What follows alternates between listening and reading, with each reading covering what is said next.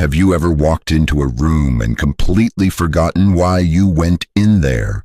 Or found yourself struggling to recall a familiar name that used to come to you in a heartbeat?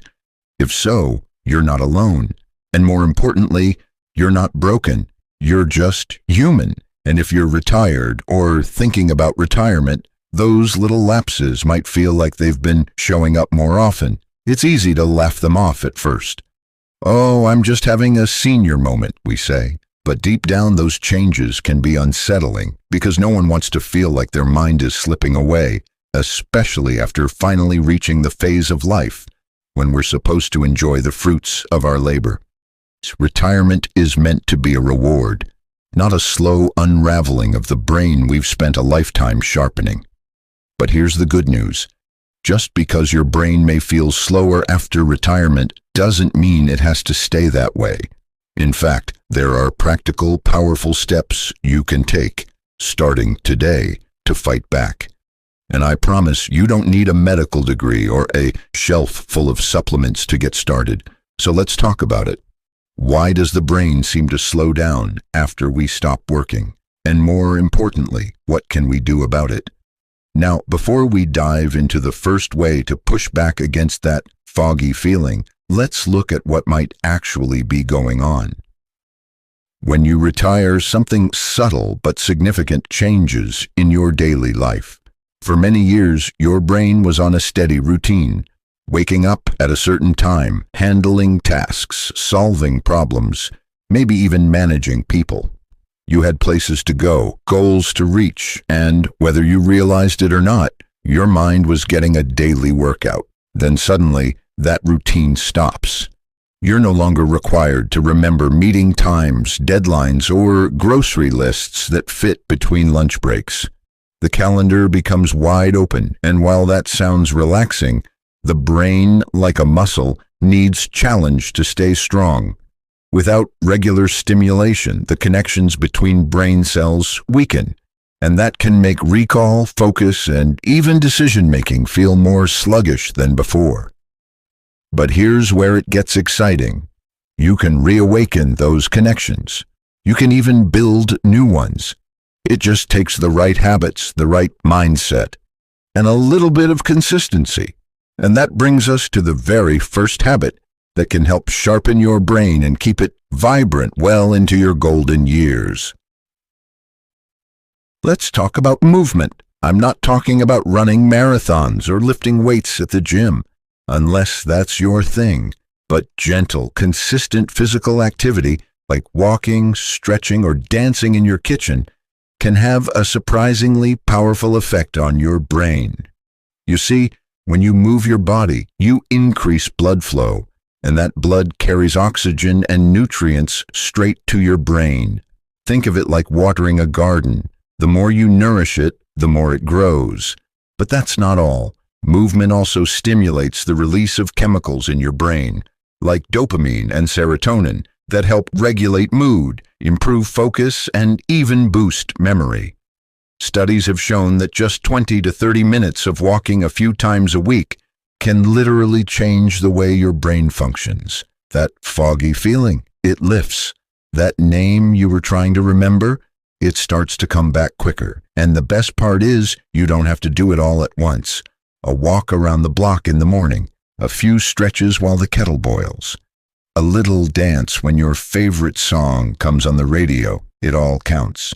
The key is to move regularly, not perfectly. Now, while moving your body fuels your brain, there's something else that plays an even deeper role in keeping your mind sharp. Having a purpose. This one might sound a little abstract, but stay with me. During your working years, you had clear responsibilities. People counted on you. You had places to be, things to do, goals to chase. That gave your days structure and, more importantly, it gave your brain a reason to stay alert. But once retirement sets in, that purpose can feel like it's slipped away. Days start blending together, and without realizing it, we start to drift. Not just physically, but mentally. That's why finding a new sense of purpose is so important. It doesn't have to be a big mission or a world-changing goal. It can be small, Simple, personal. Maybe it's volunteering once a week. Maybe it's helping your grandchild learn to read. Maybe it's planting a garden, starting a journal, or even learning how to use a smartphone more confidently. The point is, when you give your brain something to care about, something to work on, it rises to meet the challenge.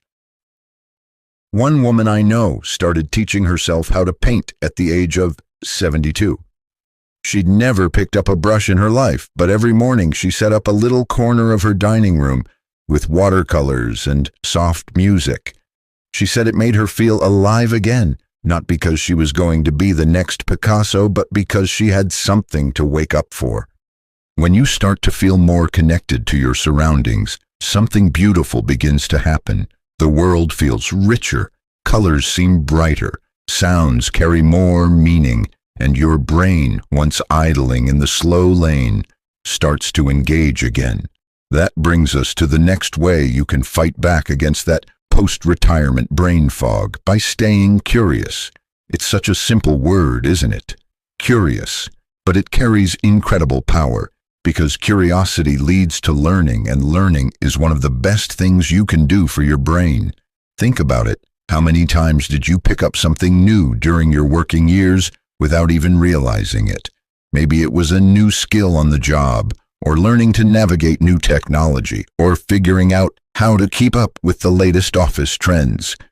Your brain was constantly adapting, but now, without that daily need to learn, the brain can easily go into idle mode. The good news is, you can bring that spark of learning back, even without a career in the picture. You just have to follow what interests you. Maybe you've always wanted to learn a second language, but never had the time. Now's the perfect moment. There are so many free apps that make it easy and even fun. Or maybe it's learning to play an instrument, trying a new recipe each week, or even watching documentaries on topics that fascinate you. The specific activity doesn't matter nearly as much as the act of learning itself. Because every time you learn something new, your brain creates new pathways. It literally reshapes itself, and that's what keeps it sharp, flexible, and strong. I once met a man in his late 70s who started studying astronomy. Not in a university, not even in a formal class. He simply bought a small telescope and began reading books and watching videos. He said it gave him something to look forward to each night. And more than that, it gave his mind something to stretch toward. That's what curiosity does. It keeps us stretching, but let's not forget another key part of keeping the brain strong. Connection, social connection to be exact. This one can sneak up on us, because while retirement can be a relief in many ways, it often means fewer social obligations, less stress, and more freedom. It also can mean less interaction with people, fewer conversations, fewer laughs, and sometimes more time alone than we expected. And the truth is, too much isolation can quietly dull the brain. Not just emotionally, but cognitively too. When we talk with others, we're not just being social. We're engaging memory, attention, language, and emotional understanding all at once. It's like a full-body workout, but for your mind. So how do we bring that connection back? Especially if we're not in a workplace anymore. It doesn't have to be complicated. A weekly coffee date with a friend, joining a local book club or walking group, volunteering at the library or the community center. Even phone calls or video chats with family can make a big difference. One woman told me she started calling her sister every Sunday after lunch.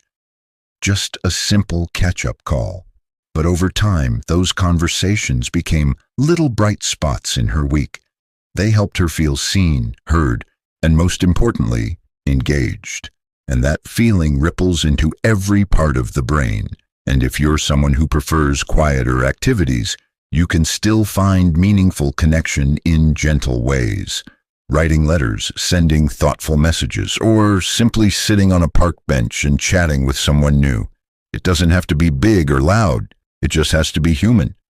And speaking of being human, there's one more habit we often overlook, but it plays a surprisingly powerful role in keeping the brain sharp. Rest. Now, I know what you might be thinking. I'm retired. I get plenty of rest. But here's the thing. Rest isn't just about sitting down or sleeping in. It's about quality. And many people, especially after 60, don't realize that their sleep isn't as restful as it used to be. That's important because deep, restorative sleep is when your brain does some of its most important work. It clears out waste, organizes memories, and resets your emotional balance. Without good sleep, even the sharpest minds start to feel sluggish. So what can you do to improve it? Start by creating a bedtime routine that actually tells your body it's time to wind down. That might mean turning off bright screens an hour before bed, dimming the lights, drinking a warm cup of tea, or listening to calming music. The point is to signal to your brain that it's safe to slow down. Also, try to go to bed and wake up at the same time each day, even on weekends. I know that might sound restrictive, but our brains love rhythm, and that regular schedule can lead to deeper, more refreshing sleep. And if you find your mind racing at night, try writing down your thoughts in a notebook before bed. Just a few lines. Think of it as giving your brain permission to let go for the night. Over time, these small rituals can lead. There's a part of the puzzle we haven't talked about yet, but it's one of the most powerful tools you have. And surprisingly, it doesn't involve moving more, talking more, or even learning more. In fact, it's about doing less, but doing it with full awareness. I'm talking about mindfulness. Now, before you scroll away thinking this is just a trendy word people throw around, hear me out. Mindfulness simply means being fully present. It's about paying attention to what you're doing right now, without letting your thoughts spiral into yesterday or tomorrow.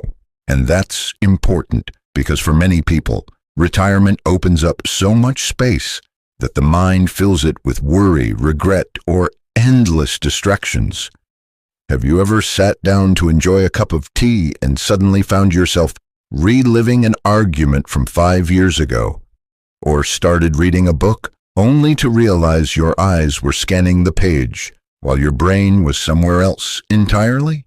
That's the opposite of mindfulness, and it's something we all fall into, especially when our routines become less structured. But here's the good news. Just a few minutes of mindfulness each day can literally change the structure of your brain.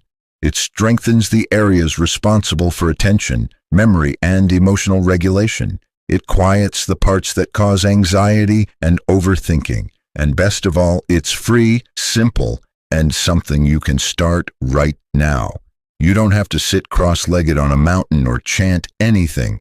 You can practice mindfulness by simply noticing the feeling of warm water on your hands as you wash the dishes, by listening fully when someone is talking to you without thinking of how to respond, by walking without your phone, just paying attention to the sounds of the birds, the feel of the breeze, the way your body moves. These small acts of awareness add up. They teach your brain to focus, to stay engaged, and to enjoy the present moment. And in a world that's constantly rushing, mindfulness is a quiet form of power.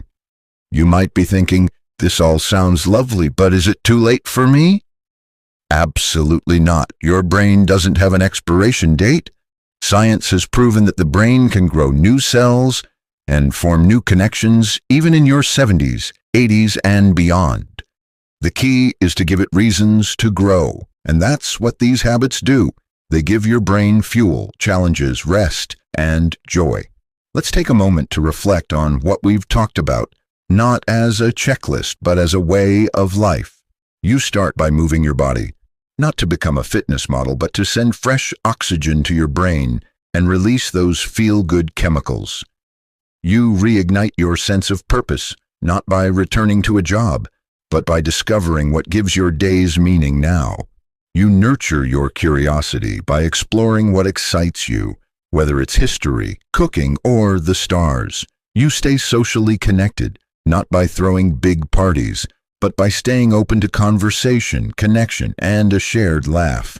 You protect your rest, not by sleeping the day away, but by creating a rhythm that allows your brain to reset. And finally, you practice mindfulness, not by trying to be perfect, but by learning how to be fully, presently, and peacefully.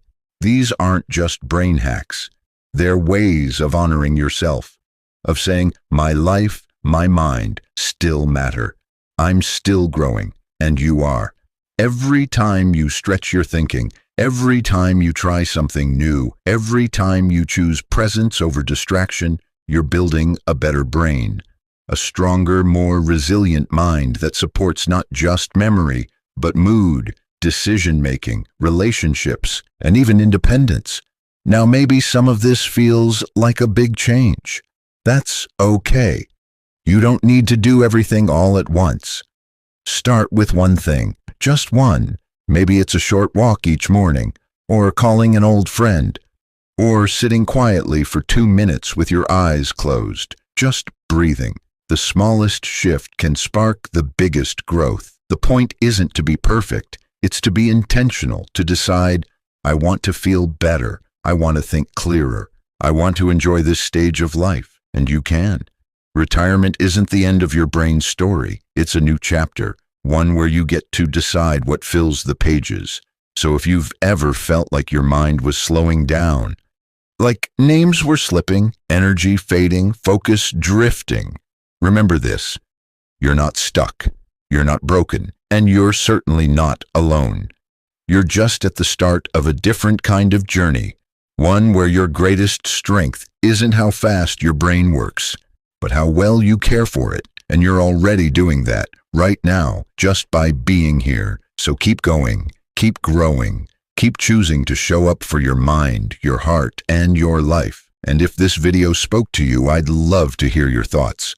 Maybe share what's worked for you, or what you're hoping to try.